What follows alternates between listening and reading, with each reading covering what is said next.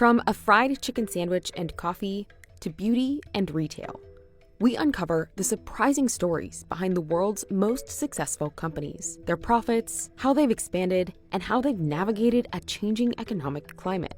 Our first story is about America's favorite chicken fast food company, Chick-fil-A, a business based on a secret recipe.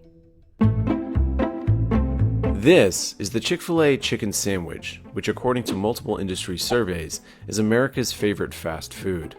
Visit a Chick-fil-A anywhere in the United States and you're likely to see a long line of customers patiently waiting to order the restaurant's flagship menu item. There you guys go. Thank you so much. My pleasure. Y'all have a great rest of your day. Thank you. In part thanks to its famous chicken, today Chick-fil-A is the third largest U.S. restaurant chain by domestic sales. We're still seeing tremendous growth in our business. So far this year, we're up about 20%. So, how did this private Atlanta-based fast food chain become one of the most popular restaurants in America? This is the economics of Chick-fil-A. Chick-fil-A has long had a unique approach to business that the company credits with its success. From the beginning, Chick-fil-A's business was built on a recipe. After testing hundreds of methods, restaurateur Truett Cathy developed a faster way to cook boneless chicken using a pressure cooker and peanut oil. It's perfect, and so we've kept that locked away in a vault, and we'll continue to use that same recipe. None of the employees have access to it, so it is still shrouded in a lot of mystery. There are recipe sites where you can try to recreate it, but they have never put it out officially. The original chicken sandwich is the same today as in 1967. A breaded breast of chicken, 2 pickles, both placed on a buttered toasted bun. Hey, Chick-fil-A today, Chick-fil-A, the boneless breast of chicken we're famous for. Chick-fil-A has long taken pride for its commitment to selling a high-quality product. In fact, Chick-fil-A's name is a take on chicken filet with a capital A at the end symbolizing top quality. While other fast food chains tend to expand their menu offerings over time to attract new customers, Chick-fil-A's business model has always been to maintain a small menu focused on chicken sandwiches. They like to say it's simple, so they want to keep customers knowing what's on that menu to be able to easily decipher what they want. We think about the way that we serve guests. That consistency is really important, that we get hot sandwiches, cold salads, and just tasty products. Customers seem to agree. Since its creation in 2015, the American Customer Satisfaction Index has been dominated by Chick-fil-A. Chick-fil-A often rates very high, even though the service in the drive-thru can be slower. People are very happy with the quality of the service they get in general. Today, many Chick-fil-A restaurants use a practice known as upstream ordering, where an associate will take a customer's order while they're still waiting in line. This started before the pandemic, but has really proved very important during the pandemic when they closed their dining rooms, which really meant the drive-thru is the major channel of sales. So if you go to a Chick-fil-A now, in many locations, you will see workers out in the drive-thru with tablets. And so instead of speaking into a speaker box and kind of mumbling your order and it maybe getting screwed up, you're telling this person directly next to your car what you want. To ensure that quality in every one of its locations, Chick-fil-A uses a different franchise model than most other fast food chains. Unlike most chains, where the franchisee covers most of the costs of opening the restaurant, Chick-fil-A owns every one of its locations. The company also selects the locations and builds the restaurants. We really think that that's a key differentiator in the way that we operate. We're not looking for a financial investor or people that want to buy a big market and open a bunch of stores. Chick-fil-A states on their website, franchising is not an opportunity for passive financial investment, working from the sidelines, or adding to a portfolio of business ventures. Franchisees are called operators, and each operator is handpicked by Chick-fil-A after a rigorous interview process. Chick-fil-A likes to say it's about like going to Harvard MBA. It can take anywhere from 12 months to 24 months. So you really have to want to do this and be willing to go through the initial paperwork, but then extensive interviews. Out of the more than 8,000 applicants Chick-fil-A receives annually, the company only selects about 130 new operators a year. That's an acceptance rate lower than Stanford. One of the skills that we really look for is somebody that's really good at developing people. A lot of the stores having over 100 employees, they've got to be really, really good at pouring in and developing people and teams and leadership teams. If selected, Chick-fil-A franchisees need only an initial investment of $10,000, which covers the franchise fee to become an operator. That's much lower than the startup cost for a McDonald's franchise, which requires a $45,000 franchise fee as well as $1.3 to $2.3 million of additional investment. If they had 10 or 15 locations, it's hard to have that market presence and to really know their team members and the communities that we serve. And we've got a lot of interest to become operators and feel like that model is going to be really important. It's what's gotten us to where we are. Chick-fil-A credits this hands-on approach with the success of its restaurants, which on average make far more off of each location than their competition. For years, Chick-fil-A's footprint was mostly in the Southeast, but today they can be found across the country. They have about 2,600 restaurants throughout the country. They're also located in Canada, and they are opening in Puerto Rico. We're opening about 100 stores a year right now, and we've got a lot of growth potential here just domestically in the United States, but we're also looking at international as well. Since 2007, Chick-fil-A has nearly doubled its restaurant count to 2,598. Compared to a lot of other chains, that's still slow, like a Chipotle is opening 200 restaurants a year. No matter which Chick-fil-A location you eat at, the company says its values are reflected in its day-to-day operations. It is a very close culture. They're also invested in its values, which they do say are based on Judeo-Christian values, which you don't have to be a Christian to work there, but they do, take some of these basic values of humility and generosity. And if you want to go to a prayer service while you're there, you certainly can.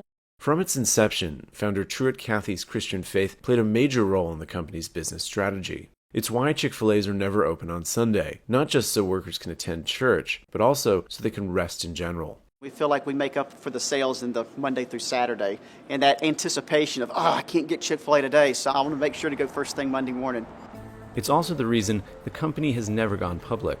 I don't think we will ever, actually I know we'll never go public, and there's not a real benefit for us to do that. We've grown conservatively, and so we don't need a lot of investors or extra cash to go and to build new stores or new businesses. Part of Cathy's values are reflected in how employees are treated and how they're expected to treat customers. Thank you. My pleasure. Y'all have a great day. Although you won't see it in restaurants where the employees are masked up, Chick-fil-A has long asked employees to greet customers warmly with a smile. Even if it's just in a very small interaction, you can share a lot by just the smile that a team member has with guests. It's just a small little thing that we can do that makes a difference.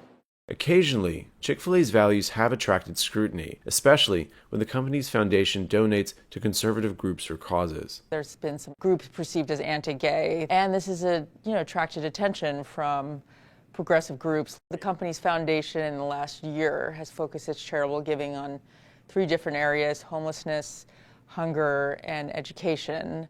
I think the most important thing for us being in the restaurant business is that we serve everybody. My grandfather, I love how he talked about it with politics. He would say, I'm not right wing or left wing, I'm the whole chicken. When you go to headquarters in Atlanta, there is this rock with a quote from Truett that is displayed prominently that says what Chick-fil-A's corporate purpose. It says, to glorify God by being a faithful steward of all that is entrusted to us, to have a positive influence on all who come in contact with Chick-fil-A. I do think that reflects this very higher, noble sense of company self they have. They believe they do more than just serve chicken sandwiches. Thank you so much. My pleasure. Have a nice one. If you've ever shopped at Costco, you may have noticed that it's a little different. Costco is not engineered for a quick shopping trip. It is exactly the opposite. This is the economics of Costco. It's not a grocery store. It's not a small corner store. It's huge, it's cavernous, the ceiling is high. Goods are literally stacked on pallets up to almost the ceiling. That's all part of the model and the experience. I got a Costco haul. The first thing we got is a 5 dozen of eggs. Then we got salmon for you. Unlike most stores, there are no aisle signs or in-store maps to help direct shoppers. Instead, aisles are simply numbered. What's more, Costco constantly moves some of its products and cycles in new products. So what gives? Why are Costco stores designed this way? And how has it helped the company grow into the retail behemoth that it is today? Costco is a big fan of using treasure hunt retail psychology to draw you in, which is basically having items on the shelf that are at a like wow price because they're such a good discount, or they're just really interesting, and they're not going to be there forever. The big idea behind Costco's treasure hunt strategy is that by encouraging customers to explore and ensuring that there's always a new batch of interesting deals, customers end up shopping longer and buying more products. Today I went to Costco, thinking I was just going to get a few items, but I ended up with a whole entire cart. When you go into the store, it doesn't feel the same as the last time you were there. And so you have a sense of urgency about purchasing, and also just a sense of wanting to come back, right, and check out what's going on. If it was the same every time, you might not come as often. Today, Costco is one of the world's largest retailers, boasting over 803 locations and 275,000 employees. Costco was part of sort of this early warehouse club concept, which was really about, instead of like go to the store, buy a single item, come to the store, pay a membership, and maybe you're a small business, and we'll offer you wholesale prices, basically lower prices. Most members pay an annual fee of $60 for the basic plan, but customers can upgrade to the executive membership, which has more perks, for $120 a year. Membership dues are also how Costco makes most of its money. I think Costco's management's main goal is always this ethos of, can we offer more exciting items at a better price to keep memberships growing? The model is make money on the membership, sell things as cheaply as possible. They can't just raise the price on something to increase the profit. That's against the internal code. And so that also includes things like, let's save money in how much time we spend putting products on shelves. So that's part of the reason why you see these pallets of goods stacked up to the ceiling, is there's not a lot of time spent taking apart those pallets, putting each individual product on the shelf. If they eliminate that, there's a little bit of labor savings, there's some time savings, because they're just putting all that stuff out on a pallet and you take it. Costco says that an average item in the store is only marked up 11%, compared to the 25 to 50% often seen in retail. This commitment to low prices hasn't just kept customers loyal, it has also helped spread the brand. There's a psychology to finding a deal that's very satisfying for people. And people enjoy the product selection at Costco. They have very skilled merchants that usually have been employed there for a very long time and really know what a Costco customer likely would want. And they're good at getting good prices on those products. I got Premier Protein flavored vanilla. And that sort of creates a certain frenzy around finding those things. I got the Kirkland brand microwave popcorn. I got 2 packs of bottled water. Most retailers might assume that shoppers want more choices, not less. They sell a limited number of items. So that means they have to be pretty precise. They think about like giving space to a product in their store differently than a Walmart would. And if that product doesn't sell, like it's out of there. It's very cutthroat. If you're a product on the shelf, you have to earn your place. The average Costco warehouse stocks about 3,700 products at any given time, less than 1/10 of most supermarkets' 40 to 50,000 items.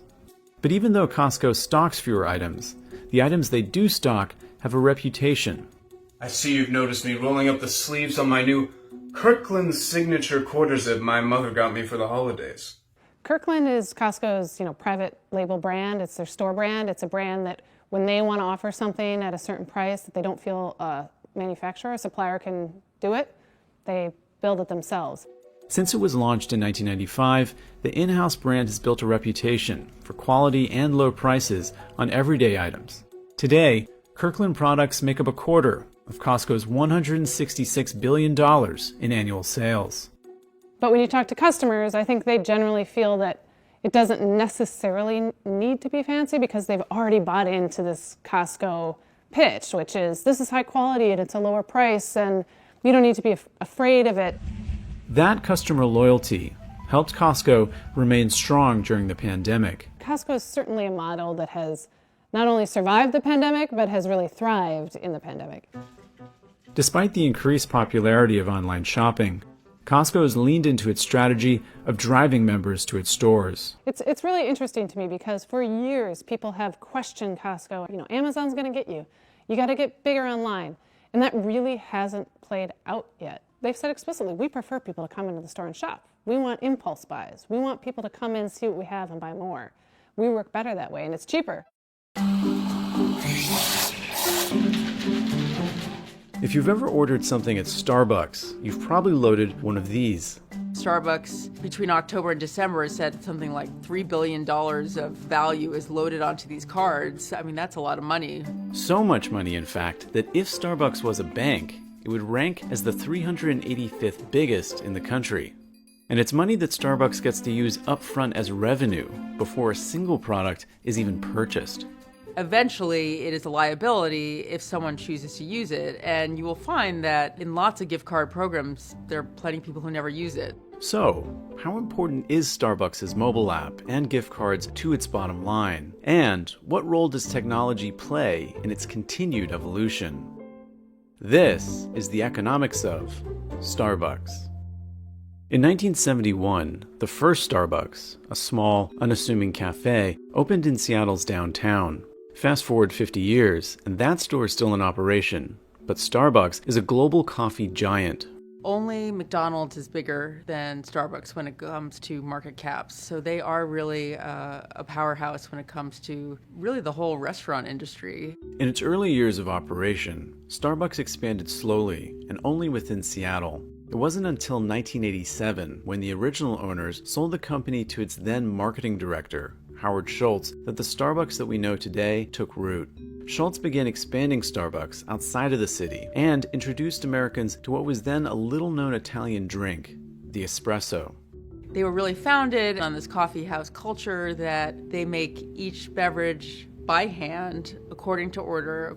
As Starbucks has grown, that has gotten more complicated. Today, Starbucks says they make more than 170,000 different varieties of drinks. These beverages can be very complex. They can take a while. They can take many different ingredients. And so it's good for Starbucks in that these tend to be higher priced beverages. But for workers, the baristas, they can be very complicated. The company's early investment in espresso has transformed to many different signature drinks, from the creation of the Frappuccino to the launch of the pumpkin spice latte. Pumpkin spice latte. High five it. They really didn't know that it would take off like it did, but clearly it has formed quite a phenomenon all around the world, really. We introduced pumpkin to spice. Us here, Starbucks. One additional thing in Starbucks' evolution is cold beverages have become much more important to the company, whether it's just an iced coffee or a nitro iced coffee or all these cold foam and cold brewed. Increasingly, this is so important to their revenue. The company has gone through periods where Frappuccino sales have softened, but they've come up with more cold drinks to keep people interested and keep people ordering. In part due to the company's Seattle founding, technology has played a large role in the change's dominance. A key moment of that was the founding of its mobile app in 2009, which was very early for one of these kind of apps, and they really saw this as a digital flywheel. At the end of 2021, mobile orders accounted for nearly a quarter of all Starbucks transactions in the US. Many of those purchased through a virtual Starbucks gift card, which was previously the only way a customer could order on their phone. Today, a little under 1/2 or 44% of all transactions at Starbucks are done with a Starbucks card. In fact, so many Starbucks customers use a Starbucks card or the Starbucks mobile app to purchase items that Starbucks says it holds about $2.4 billion in cash that was uploaded by customers to be used later. That number exceeds the deposits at many American banks. Starbucks also gets a lot of data from that. They own a lot of that data in a way that many companies don't, because they have created this whole ecosystem where people are, using the Starbucks app, they're mobile ordering, and they're hooked into that Starbucks unique proprietary system. As mobile payments rise, Starbucks' business priorities have shifted. Prior to the pandemic, approximately 80% of US Starbucks transactions were on the go, either as drive-through or mobile order. Starbucks started in cities, but really has spread all around the country, including in suburbs, and a lot of that is through drive-thrus. These alternate pickup options are becoming increasingly important to the company's bottom line. Especially during the pandemic. I mean, these stores have been a lifeline to Starbucks because they kept running and people could easily queue up and go and not have to enter an actual cafe. Starbucks has long said that it remains committed to a set of values established early in the company's existence. Starbucks is very committed to trying to create a connection between its baristas and its customers Even in its drive-through, they talk about this on earnings calls, that there are these customer connection scores. They want to make sure that everyone is feeling good about their Starbucks experience, which is getting increasingly challenging when you're ordering through a drive-thru or a mobile app, you're trying to get in and out. Starbucks says those values also appear in the manner in which their stores are designed. The items you will find in the store, they really choreograph that down to where the basket of waters is placed into a store. They want this all to feel very similar. Starbucks has long touted its internal culture, which it says is built on a strong relationship between management and employees. The workers at its stores are not called workers or baristas, they're called partners, and this is very central to the company's ideology. Part of that is that all these partners do get shares in the company. It's called Beanstalk. That relationship may look different going forward for some Starbucks locations, after 2 of 3 Buffalo stores voted in favor of unionization. Since then, Starbucks has thrown a huge amount of energy and resources into this issue, and executives have traveled to Buffalo extensively to meet with workers to try to understand their concerns. According to the company, they want to maintain this direct relationship with their workers. They call unions an intermediary. They do not want that relationship to be severed. But according to these workers, who support the union, they want a more direct relationship with the company. In a statement to the Wall Street Journal, Starbucks said, Starbucks' success, past, present, and future, is built on how we partner together, always with our mission and values at our core. From the beginning, we've been clear in our belief that we are better together as partners, without a union between us at Starbucks, and that conviction has not changed. They are the world's biggest coffee chain. They are very dominant when it comes to coffee sales, and they are really synonymous with coffee house culture in a lot of ways, but they do face increasing pressures. You know, they don't tell you don't lay on the bed. You're supposed to lay on the bed. If you've ever visited an IKEA, you've likely encountered their store's endlessly winding floor plan. This layout can be confusing, but that is by design. IKEA may be the biggest furniture retailer on the planet, but it's certainly not conventional. The Swedish furniture giant asks its customers to build their own products, and it stores and distributes those products in minimalist flat-packed boxes.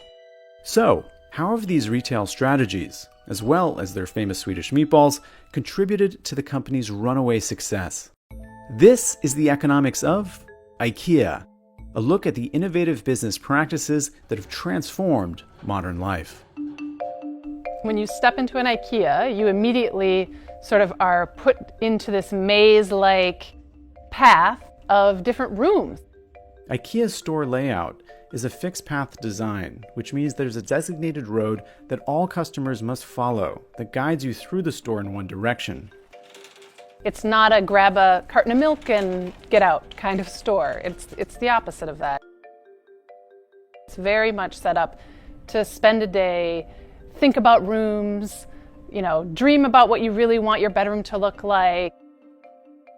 The floor plan of most IKEA stores resembles a maze that curves about every 50 feet to keep customers curious about what comes next. Since an average IKEA store is around 300,000 square feet, or 5 American football fields, that means a lot of walking. An IKEA is, to some, frustratingly winding. But really, it's laid out as an experience to get you to buy more. IKEA is famous for putting its customers to work.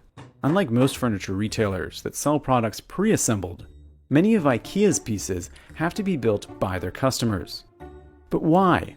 As many couples and their therapists well know, building your own IKEA cabinet can be challenging. The big idea behind the IKEA effect is consumers are more attached, have more positive feelings towards objects or things that we've put effort into, and that we actually think that they're more valuable because of that.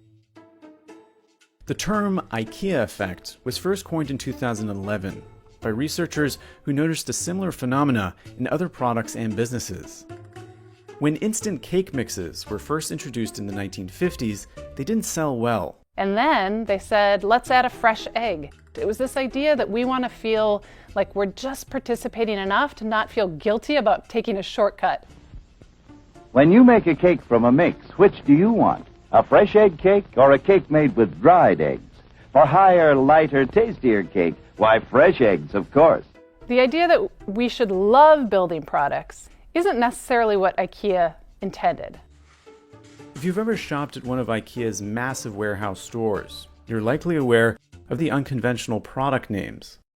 But what you may not realize is that in creating these items, IKEA sometimes comes up with the price tag first. Sort of a classic example that they talk about all the time is the $1 light bulb. They had this idea that a $1 LED light bulb, this new type of light bulb, would be hard to achieve, but if they could achieve it, lots of people would buy LED light bulbs. So they just sort of designed backward from with the price point in mind.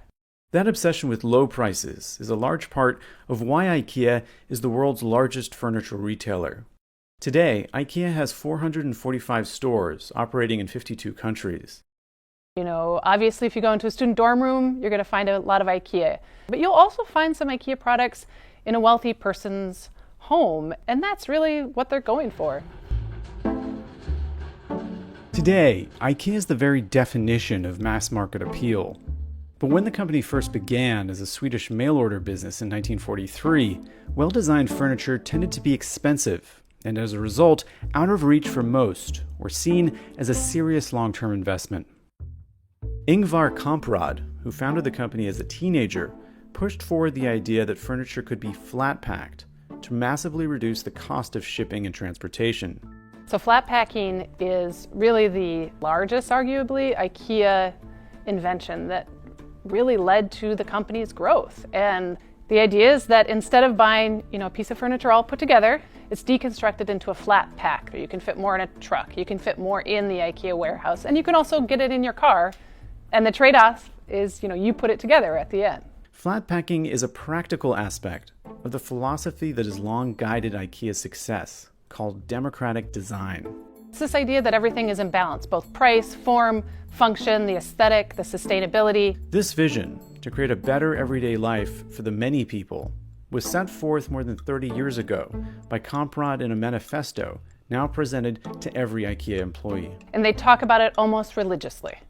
And fundamentally, it's this idea that when designing a product, they think about it can't just be really cool looking, it can't just be functional, it has to be all of those things. So, despite the long shopping trips and the DIY, customers can't seem to get enough of IKEA. Perhaps it's as simple as labor leaves to love.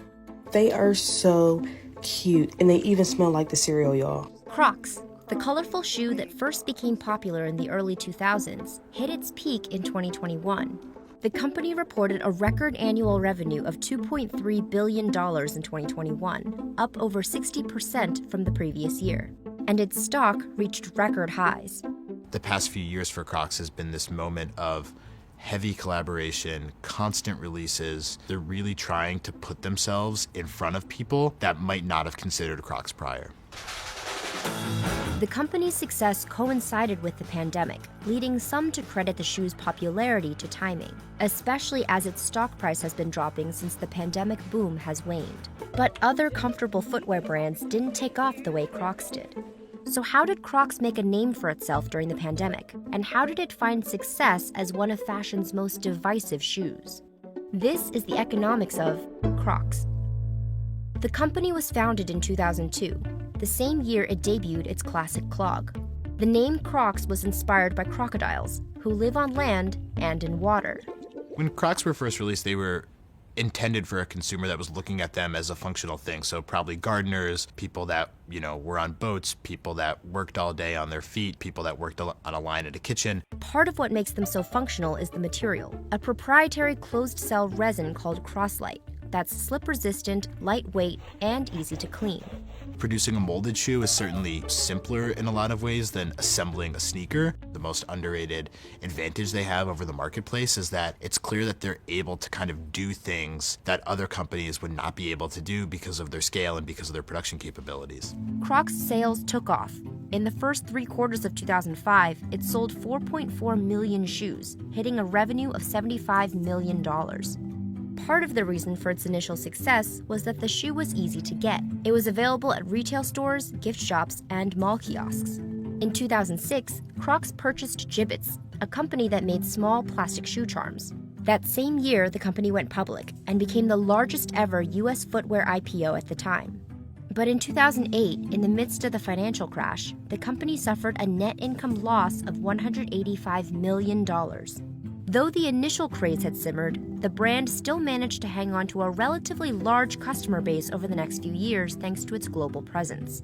In 2014, Crocs started making major changes to its business model, closing dozens of stores, shifting away from malls, and turning to online sellers like Amazon. Crocs announcing today it will eliminate nearly 200 jobs and close a number of retail stores as part of a restructuring effort. The company also cut back on the number of styles it sold by between 30% and 40% and refocused on the classic clog that made it famous. The following year, Crocs invested in a global marketing push to relaunch its brand image. Despite its efforts, the company's stock held steady until 2020 when the global pandemic hit. Prior to people working from home and, not wearing their dress shoes, not wearing their heels, there was already this rising wave of comfort-minded, comfort-first footwear that was really becoming more popular. Of course, that accelerated during the pandemic. The comfort aspect is what many call the key to Crocs' success. But another important factor is how easy it is to customize the shoe with Jibbitz. You could move them to different Crocs over time as you got a green pair or a camo pair or a pink pair that the Jibbitz would stay with you and they were yours. They were almost like the way a keychain on a backpack was at a certain point. This idea of individuality and self-expression is one that the brand emphasizes through its marketing campaigns. And on social media, the uniqueness of the shoe's design has sparked debate. Even going back to Crocs' early days, there were 2 warring factions of Crocs are ugly and they're a blight on society and we need to get rid of them. I don't care how comfortable they are. They're ugly. And then there were people that said, no, they're cute and they're kind of doughy and they're fun. Look how freaking cute these are. Crocs leaned into this polarization, partnering with celebrities and well-known brands to create limited edition versions of the classic clog. I think that's probably the biggest shift within the fashion world of the past decade is that people truly seem to design for Instagram because you want to stop people from scrolling, and certainly a shoe plastered with fried chicken does that. In 2018, Crocs says its Balenciaga clog, an $850 4-inch platform shoe, sold out within hours. And in 2021, Crocs says it partnered with more than 24 brands, artists, and creators through collaborations and license programs. Sometimes it was through Jibbitz, but sometimes it was like these kind of crazy revamping of what their clog was. Constantly releasing new collaborations has not only kept Crocs in the press, but it has also helped it break into new markets. There are Croc collectors that go after every model. Honey, I am overflowing with Crocs. The same way that Nikes resell on websites like StockX and eBay, Crocs are now reselling. Crocs and other comfortable shoes may have peaked with the pandemic, as people begin to migrate back into work and consider more traditionalist footwear. But many others are still prioritizing comfort. We're seeing that with a lot of doughy running sneakers that people are wearing. We're seeing that certainly with the growth of slides as a huge business in the luxury market. Crocs' stock has dropped around 60% since its November 2021 high. I think the market's nervous about the short term, right? So we're definitely seeing supply constraints in the first quarter. But the company says its 4th straight year of revenue growth was fueled by continued global demand, and it expects revenues to grow to over $5 billion by 2026.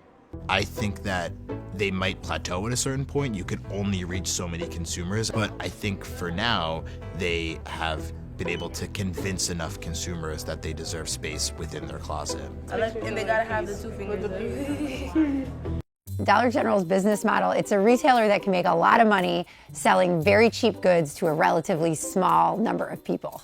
If you've ever shopped at a Dollar General, you might have found the store on a remote road like this one. It has every appearance of being in the middle of nowhere, but this is a meticulously planned very well thought through strategy. A strategy that's been key to Dollar General's success in rural America. The company is bucking current retail trends by expanding rapidly and opening stores away from population centers. Dollar Generals go where Walmarts aren't. But it's not just the strategic locations far away from big box stores. Dollar General employs a number of tactics to keep operating costs down, including leasing stores, paying employees low wages, and selling limited products. And yes, that includes stuff that isn't really a dollar. Dollar General is almost something unto itself. It kind of takes pieces from a lot of different retailing models. This is the economics of Dollar General. After more than 30 consecutive years of sales growth, Dollar General has become one of the most profitable and fastest growing retailers in the U.S. Last year, the company brought in more than $30 billion in sales. So how has a store that sells products at rock bottom prices managed such extreme growth? They add about 2.5 stores every day in the United States. Just for scope, there's more than 4 times as many Dollar Generals as there are Walmarts. There's more Dollar Generals than there are McDonald's in the United States. There are currently more than 17,000 Dollar Generals in the U.S. But if you don't live in rural America, you might not have ever even stepped foot inside the store. Where would you typically find a Dollar General? You'd think of a 2-lane road, think of, places where the houses are far apart, farmlands, kind of lower income communities. You might find them by a post office or a church or at an important intersection. This is often a deliberate decision. The company has formulas for identifying locations to open stores. Often, the Dollar General will be down the road, miles away from the nearest town and Walmart, areas with limited shopping options. 3/4 of Dollar General stores serve communities of 20,000 people or less, according to the company. It looks for need, first and foremost. So it's going to look for a place that we might call a food desert, where there's not a grocery store, there's not a big box store. Its kind of target demographic is households with people making $40,000 or less. And it looks for a place where it can get inexpensive real estate. To keep costs down, Dollar General tends to lease their properties rather than buy them. And inside the stores, it has a limited selection of products that it buys in bulk, which gives the company more buying power with suppliers. Most Dollar General stores don't offer fresh produce, and compared to grocery stores have less perishable items, which have a shorter shelf life and bring in lower margins. You walk into a Dollar General, you're gonna see metal shelves. It's gonna be quite bare bones. Think linoleum, think bright lighting. You won't see a lot of people working there. By paying low wages to a minimal, often part-time staff, the company keeps labor costs low. The median annual income for employees is just over $16,000, according to Dollar General. Dollar General says they employ more than 157,000 individuals, and that they offer employees competitive wages and benefits. These stores are staffed at minimum levels, so there aren't many employees. They pay closer to a gas station attendant than even a Walmart employee. So it's people that, much like their customer base, people who live in an area where there aren't a ton of other options. Despite the name, not everything costs $1, but prices are extremely cheap and often significantly lower than grocery and drugstores. Critics say Dollar General's strategies harm local communities by not providing healthy food options and potentially hurting the local small business economy. Dollar General says that they are not a grocery store and that they are serving customers that would otherwise not have access to an affordable retail option. Ultimately, the low prices and the convenience for rural customers is what keeps people coming back. Some shoppers have even found items for under $1. Penny shopping at Dollar General, let's go! The first store I found Propel water for 1 cent. I always use the Dollar General app, scan and verify it's a penny before heading to the register. Dollar General is on pace to continue growing. The company grew 16% during the pandemic, a time where other retailers saw growth in e-commerce, not in-person shopping.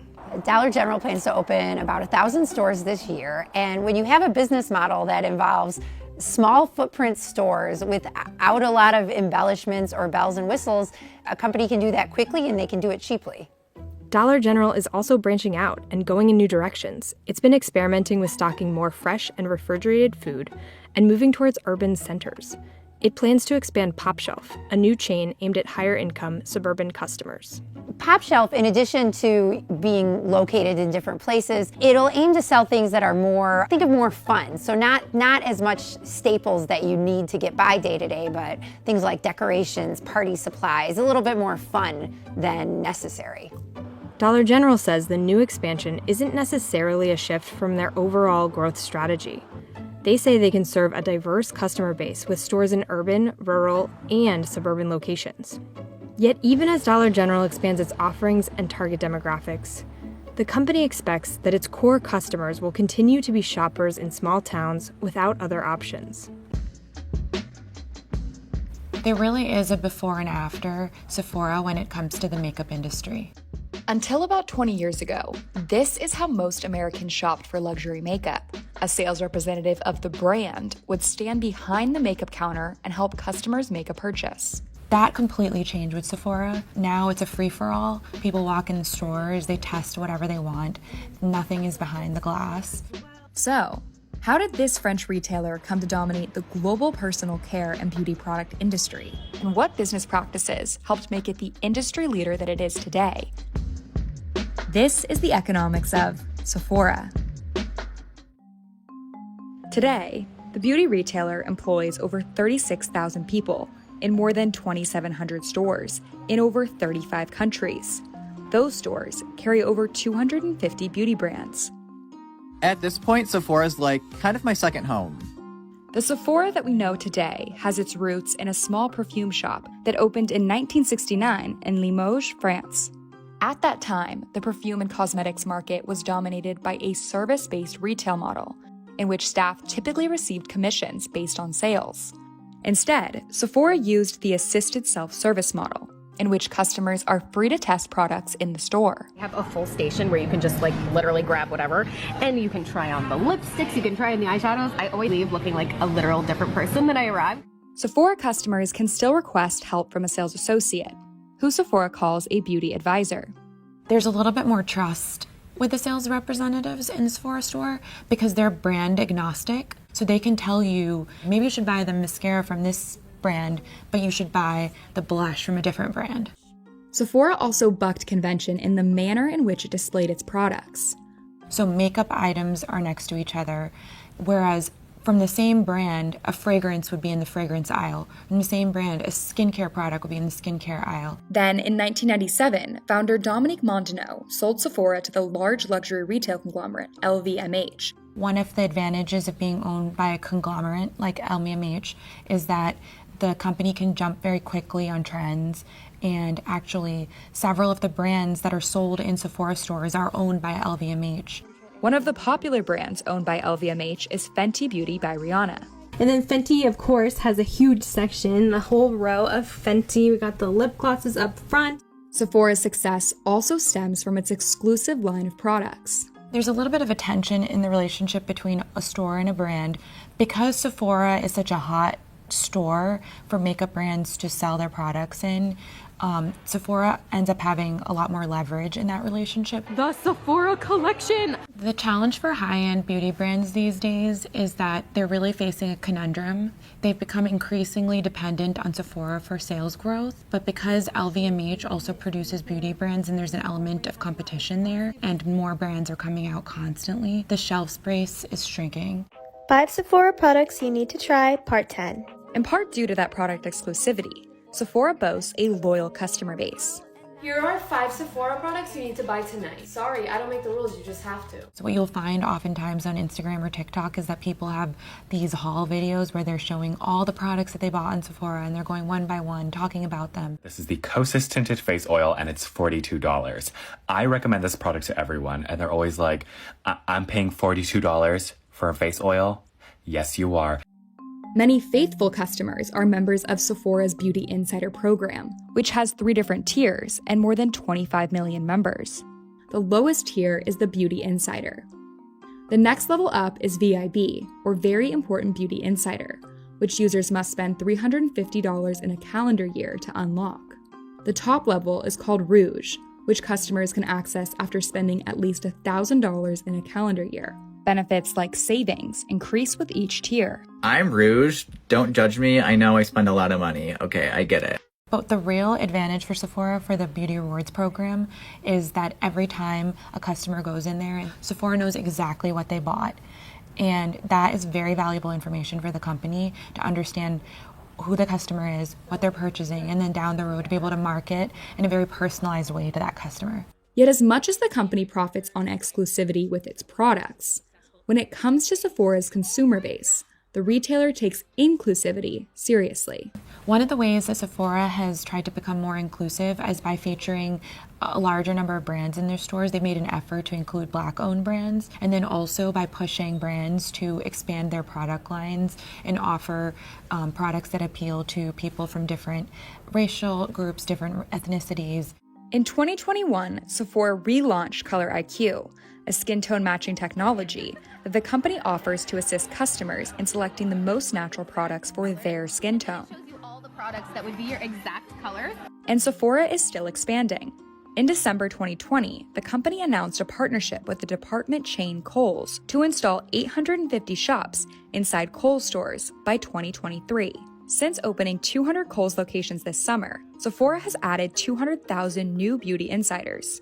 In a statement to the Wall Street Journal, a Sephora spokesperson said, "We want to be an unequivocal global leader in the prestige beauty space and a purpose-driven brand that is a transformative opportunity for everyone we touch." They continued by outlining 3 main areas: customers, brands, and teams. Sometimes when customers step outside the Sephora store, they will have splotches of makeup all over their arms, and that really showcases what they've been doing in the store. Walk into a Target anywhere in the US, and you're likely to find sleek mannequins, elaborate displays, and fancy lighting. Target is very focused on the aesthetics of their stores, their products. That is what they hope makes it feel like an elevated discount store experience. This elevated experience, which has led some to nickname the store Target, is part of the company's strategy to differentiate itself from competitors and draw customers through the door. But what's happening in the front of a Target store is only a portion of the retailer's secret to success. This is the economics of Target. Target to me is so interesting because really they're a department store that became a discount store. And they were always going after sort of a higher end discount store image. And that's remained true to today.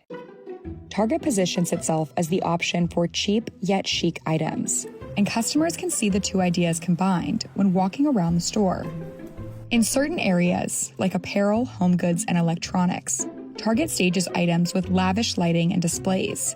But just across the way, you'll still find the standard merchandise aisles with uniform fluorescent lights. Target has always tried to sort of meld these like visual expectations that we have from a department store, like the mannequins and the good lighting and like a display for cosmetics. With a discount model, they also want you to feel like you're getting a good deal. And I think you see that as they iterate on store designs, they still strive for that combination. According to a study by Hawk Incentives, when a customer feels like they're getting a good deal, it can make them feel smart and in turn increase sales. Don't get distracted at Target. Don't get distracted at Target. Don't get distracted. Oh, I need that. Retailers always are looking for this balance of things that bring you to the store that you need, like a gallon of milk, and the things that you might buy on a whim that they actually make more money off of. Target store design is one of several factors that have helped the retailer expand in recent years. The business has grown more than 35% in the last 2 years, crossing $100 billion in annual revenue, driven in large part by the pandemic and a decision Target made 5 years ago to invest in its stores. You know, lots of retailers said, hey, Amazon is here. Let's stop building stores. Let's remodel what we have. Let's develop an e-commerce model. Let's invest in other things. Target has continued adding stores. Some of them tend to be smaller stores, different types of formats, while they've invested in e-commerce, but they haven't completely pulled back on expanding their store count. The retailer has over 1,900 locations in the U.S., which is smaller than Walmart but bigger than Costco. Around 75% of the U.S. population lives within 10 miles of one of these stores. So Target, like lots of established retailers, big retailers, has this huge benefit right now, which is they have the stores already, and you probably live pretty close to one. And that's enabled them to say, offer things online for pickup in the store parking lot, which has been wildly successful for them during the pandemic because they have that store for you to go and pick up your online order at. The majority of operations, like in-store and curbside pickup, and fulfillment for online orders get started in the back room of the stores.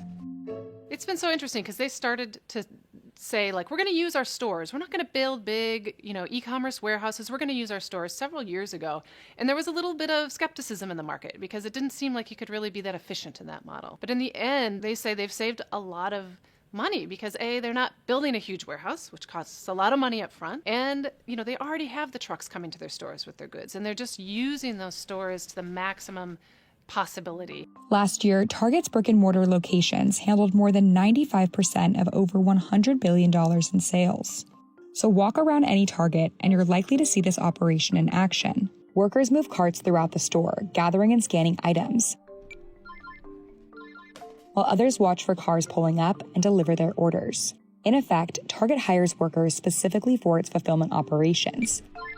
The company calls this role a fulfillment expert. They're either out on the floor collecting goods off the shelves, just like a shopper, or they're in the back room packing up things into boxes, getting them labeled appropriately. They're really more like warehouse workers. And now, the company is taking this a step further in an effort to bridge the gap between its stores and its delivery location. They're doing these things called sortation centers, which allow them to basically have orders from stores that are being packed up by fulfillment workers, sent to that more central location, but still kind of close to stores, and then picked up and sent out from there. Target's success is also strongly dependent on the items in its stores. At any given time, about 1/3 of Target's inventory is exclusive to the retailer through private labels. Similarly, designers will often partner with Target for a limited time capsule collection. These capsule collections for Target are sort of marketing, right? It's a way to say, hey, we're high design. Big designers are interested in working with us, so it gives them a little bit of that cachet. These collections are nearly as fundamental to Target as its bullseye logo. In the late 90s, top makeup artist Sonia Kashuk partnered with Target to create a professional makeup line at affordable prices. 16 years later, Target bought the line. And today, this line is only one of Target's more than 45 private labels. They have become huge brands for Target, and they've added more and more. And now it's a pretty significant percentage of their sales. And private label, like at all companies, can be lower price for the consumer, but more profitable for the retailer. So there's a big interest for any retailer going in that direction. According to a report by CB Insights, retailers can earn 25 to 30% higher gross margins on private labels compared to manufacturer brands. Target has yet to share the precise margin on its private labels, but currently 11 of its brands are worth at least $1 billion, with 4 brands crossing the $2 billion mark. While Target has transitioned through many iterations since it got its start in 1962, changing store designs many times and acquiring businesses within its larger brand, the company continues to evolve with the ever-changing customer. They tend to kind of change strategy quickly when things aren't working, and I think we see them in the middle of potentially another version of that because the consumer is changing so much right now. But even as the company evolves, some aspects remain the same. I think the most consistent thing for Target has been this image, this idea that they're an elevated brand, they're different than their competitors. They have stuck with that since the beginning, and they still really lean on it today. This is a tiny home on Airbnb. So far this year, this listing has brought in over $20,000 for its host. The typical U.S. host in 2021 earned over $13,800, according to the company. The tiny home doesn't cost a lot to build, and yet it could charge hundreds of dollars a night. Airbnb posted a profit in its second quarter, as guests booked a record number of stays and experiences, and hosts increased prices for rentals amid high inflation. But people didn't book as much as analysts had projected, and the company's summer bookings forecast fell short of expectations. Obviously, it's an incredibly dynamic period of time, but I'm still expecting an incredibly strong period of travel, even if people pull back spending some. So how did the largest home-sharing platform in the U.S. navigate its biggest crises, and could it borrow those lessons to weather fears of a recession? This is the economics of Airbnb. Airbnb started around the time of the 2008 financial crisis. This was a time when people were really hard hit by the recession, and they were looking for a way to make an extra buck. In 2016, the company launched Airbnb Experiences, which let travelers book classes, tours, and outings. Airbnb also spent more as it grew. The CEO branched out into all kinds of things, like he wanted to have a media studios, he wanted to branch into transportation. And then the pandemic hit. Business was down 80%, forcing Airbnb to take on $2 billion in debt and pause all non-essential projects. I hope I never do a side project again in my life. I learned a lesson. I think the lesson is when you try to do new things as side things, they don't work. Summer of 2020 was a turning point for Airbnb. People started quarantining with their families. Friends started taking staycations while they could work remote. So that's something that definitely benefited Airbnb. Local travel became its stronghold, and people started using the platform for longer stays. The company was one of the hottest public listings of 2020, though its stock price has fallen since then amid a broad market cool-off. In August, Airbnb projected record third-quarter revenue on the back of higher rental prices and said it expects to post its first full-year profit this year. A lot of businesses have lucky moments, but there's something to be said about getting lucky and also being able to ride that wave and capitalize on it. That's what Airbnb says it has done from the start. Back then in 2008, a lot of people turned to hosting because they were losing their homes, high housing prices, and a lot of people, because they didn't have as much money, were looking for more affordable ways to travel than ever before. That really helped them bring a lot of people who were looking for ways to make up for lost income onto the platform. And you can really see them capitalize on timing during the pandemic as well. Airbnb redesigned its app and website to focus on local stays during the pandemic. Last summer, it launched a flexible search feature, which curates trips for people who don't know where they want to go. The pandemic and remote work gave us that flexibility. We could travel during the week and still work remote. So Airbnb starts noticing this trend, and it says, oh my God, we can sort of capitalize on this, and they do.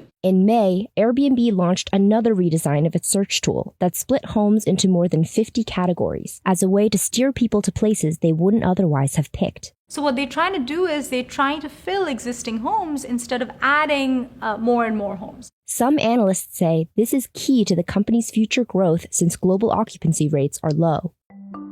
When it comes to addressing safety issues on its platform, some cities have complained that Airbnb has been too hands-off.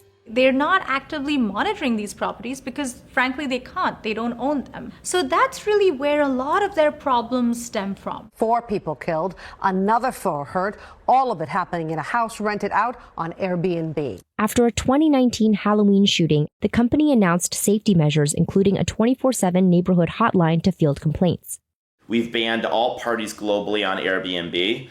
We have a risky reservation queue where we're looking at any suspicious activity, and we have a pretty hands-on team that's using some pretty advanced machine learning technology to essentially identify anything we think is suspicious. If it is, we'll continue to seek more information. The company says the number of party complaints have dropped 44% in the last 2 years. Airbnb has also been trying to reduce that rate further by doing things like blocking 1 or 2 night stays on New Year's Eve and Halloween for guests without a history of positive reviews. But incidents keep happening. Earlier this year, we had a shooting in Pittsburgh, and again, people were injured. City officials have also blamed Airbnb for ruining the long-term rental market in some small communities. What's happened is a lot of people are just snapping up properties and renting them, and as a result, locals don't have enough properties to rent long-term. Airbnb doesn't think that it's actually affected the long-term rental market. But, if you ask city officials, they have a different story. For example, in 2020, the mayor of Sedona, Arizona, a tourist hotspot, said that the demand for Airbnb rentals worsened the shortage of affordable housing and demolished the long-term rental market. If we are part of the problem, we are going to work with cities. That's why we've done numerous agreements with cities to create restrictions. We actually do want Airbnb to get more and more into long-term housing. We want people to really feel invested in the community. One of the things that Airbnb is doing now is it's trying to direct people to areas where it has supply. And that sort of also takes the load off of certain places that everyone might go to and that might get sort of overburdened. In April, Airbnb announced that its employees can work from almost anywhere without a pay cut. So if more businesses do follow Airbnb's lead, Airbnb stands to gain in its home rental business because that would mean more digital nomads, more people traveling, and likely booking more Airbnbs. But some travelers are concerned about rising nightly rates, and some analysts believe that hotel chains and competitors like Expedia Group stand to gain as business travel picks up this year. So the question is, can Airbnb keep up the momentum? We're an incredibly lean company. We've already been preparing for a storm that what we thought was inevitable for years to come. Airbnb dramatically cut costs during the pandemic, and analysts have credited the company for keeping those down even as travel rebounded. While a potential economic downturn could decrease demand, Airbnb says it could also bring more hosts to the platform. As the economy is going to be slowing down, I think more and more people are going to be interested in saving money, and I think they're also going to be interested in new ways to make money. And unlike hotels with fixed properties, Airbnb can adapt quickly by spotlighting properties that serve travelers' changing needs, like it did during the switch to local travel. I think even as we're entering recession, people have been kind of isolated for years and they're yearning to get out. And the one thing I think you're going to see them spend money on is they're going to continue to travel. If you've ever seen a commercial for the Home Depot, you might be familiar with this tune. It's a good time to be a doer. Home Depot and its theme song have inspired a wave of videos on social media, revealing its cultural status as the go-to home improvement store for many during the pandemic. Home Depot is the world's largest home improvement retailer, with over 2,300 stores across North America. What we've seen is home price appreciation and housing activity at unprecedented levels. And what we know is that when homes become more valuable, those homeowners are more willing to spend on them. With its 2021 fiscal year sales larger than both Lowe's and Ace Hardware combined, one of Home Depot's biggest advantages is its foothold in the professional customer space. That is, electricians, remodelers, plumbers, and other home professionals that place more lucrative orders. So how exactly has Home Depot attracted more professional customers? And what other strategies have helped it become a leader in the home improvement retail industry? This is the economics of Home Depot. Walking into a Home Depot, you'll see a huge floor space, dozens of long aisles with everything from screws and other hardware to tools to major appliances, garden supplies, doors, windows, toilets, really anything you'd need for a home improvement project. A typical Home Depot store stocks about 30,000 to 40,000 items throughout the year. Most locations are around 104,000 square feet. The scale of the store gives customers the opportunity to buy raw materials in bulk and pick up items quickly. They try to be somewhere that you can go if you're just an individual trying to fix up something in your kitchen. They also try to be a place that you can go if you're a contractor trying to buy lumber to help renovate somebody's home, or if you're a plumber that needs all kinds of pipe fittings. So they really try to be a good source on both sides of that equation. Home Depot began when co-founders Bernie Marcus and Arthur Blank were fired from a home improvement company called Handy Dan's. They wanted to launch a store that would be significantly bigger and cheaper than competitors. In 1979, they opened their first 2 Home Depot locations in Atlanta. The Home Depot. The founders had a vision for a home improvement retailer that could be a one-stop shop for the DIY or do-it-yourself customer. You've never seen anything like it. The home improvement customer to us is unique. They're a doer. That's where that word comes from. Since its founding, Home Depot has grown into a multi-billion-dollar company that increasingly caters to the professional contractor, as well as the DIY consumer. While many industries like service and hospitality took a hit during the pandemic, Home Depot's revenue continued to grow. The pandemic fueled a boom in the home improvement industry, as people spent more time and money on remodeling projects. Between the middle of 2020 and the middle of 2021, there were 4 straight quarters where Home Depot grew its sales by more than 20% year over year, which is a very fast pace for a large established company. Home Depot says they are seeing increasing demand for professional projects as people feel comfortable inviting contractors back into their homes. There's been this buildup of projects that require professionals that more recently people have been willing to get to, and that's sort of led to a second wind of sales growth. What kind of person would come here at 5:45 a.m.? Well, there's Carly, a carpenter. Home Depot has positioned itself to attract more business from these contractors and home professionals, particularly ones that place big orders. Everything we do for them. In the 2021 fiscal year, about 50% of its sales came from pro customers, even though they made up less than 10% of its customer base. In comparison, about 20 to 25% of Lowe's total sales come from pro customers, according to the company. As a key part of its pro-customer strategy, Home Depot has invested $1.2 billion in expanding its supply chain and distribution network. The company says it is building 150 new distribution centers to help speed up the replenishment of store shelves and quickly deliver purchases to customers' doors. Each facility, with some as large as about 14 professional football fields, can hold a huge amount of inventory and deliver orders directly to a project site. One thing we know that's important to our pros is delivery of product to the job site. We've shifted our model to a network of nearly 150 distribution centers that are engineered to deliver those big and bulky products that are unique to the Home Depot and unique to the pro. Think lumber, think doors, think windows, think vanities. We're designing a network that will deliver those goods same day or next day to 90% of the population in our market. The home improvement giant's distribution network works in tandem with their online strategy, giving pro customers more flexible options that better align with busy schedules. We're one of the largest e-commerce retailers in the country by volume. When people come to pick up orders from our lockers or from our service desk, they often shop for more products in the store. And so that's an economic flywheel that our website creates for our company.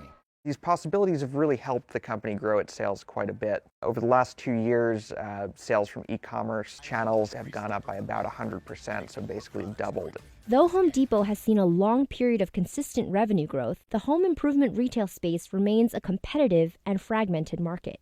This is a space where customers are very sensitive to prices. So if one brand is charging a higher price for a certain type of equipment, that's something that buyers could pick up on and could easily shift to another retailer. So Home Depot is definitely very sensitive to other big chains, to smaller mom and pop stores.